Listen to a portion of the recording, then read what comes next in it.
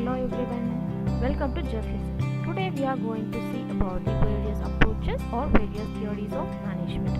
Let me get into the topic. We can see a lot of theories of management and various approaches of management. Under these various approaches, management was described from different points of view from different management thinkers. So it is purely depending upon the perspective and background of the managers and every organization. Even though there are various approaches of management, today in particular we are going to discuss about the Harold Kuhn's different approaches to the management. So he identifies particularly 11 approaches to the management concepts. Let me see the first approach, that is empirical approach. Empirical, it states that we can understand what management is by determining and what contributed to success or failure in specific cases.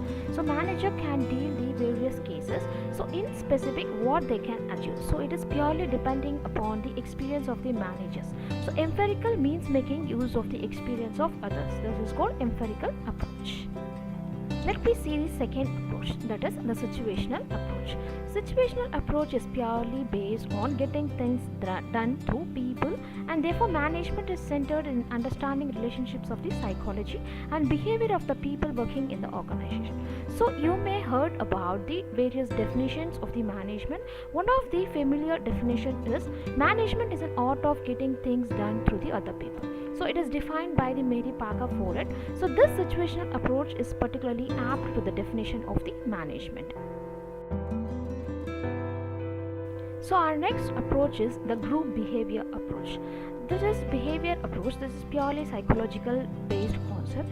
That is where the organizations are working in the group or in a team. So that is rely on sociology, anthropology or social psychology. That approach is called the group behavior approach. So purely it emphasizes on the behavior of people within the groups and thus tends to rely on the sociology of the organizations. So our next approach is the cooperative social system approach. That is, organizational theory combines elements of the interpersonal and group behavior approaches into a system called the organization, where the primary purpose is cooperation. Cooperation is nothing but coordination between the group behavior approach in particular to the organization. So organization is a system. So in that system, how the group behavior approaches are emphasized and how these behavior are in interpersonal manner, how they integrate to the organization. That is called the cooperative social system approach. Our next approach is the socio-technical system approach. It adds to the previous approach the dimension of technical system. So technical system is nothing but the organization. So it is believed that the machines and methods have a strong influence on the social system, and that the task of the manager is to ensure harmony between the social and the technical system. So social behavior, or it means the people, and the technical systems, or it means to the machines and techniques what they are used in the organization. So how they are interlinking those techniques and the society. That is called the socio-technical systems approach. And our next approach is the decision theory approach. So it is believed that management is characterized by decision making, and therefore a systematic approach to decision making.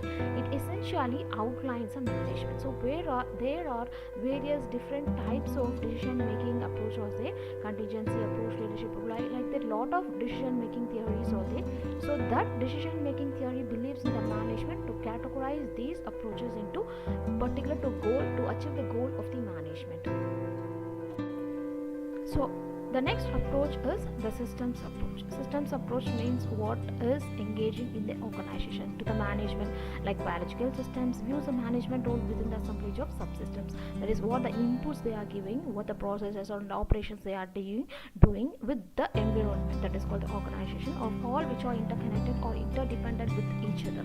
So systems is like settings. What are the settings or setups are engaging in the organization? That is overall, that is called the systems approach. This is one of the approaches of the management and defined by the Harold Kuhn. And next approach is management science approach. It is nothing but believes that problems can be described within a mathematical model.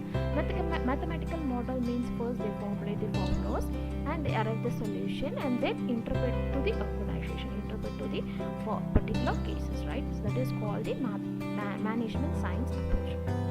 So based on these relationships in such a way, they achieve the goal that may be optimized by the organization. This is called the management science approach.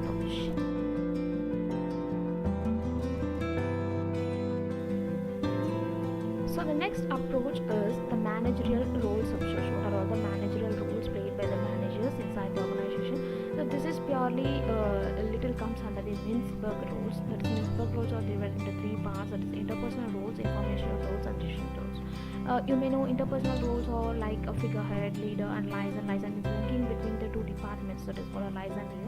And another role performed by the managers are informational. Informational means monitoring roles and disseminators and spokesperson with some of the seminars or meetings like that.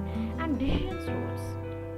It is nothing but the major roles of the organization, that is like entrepreneur role, disturbance and handler role, and resources allocator and negotiator role.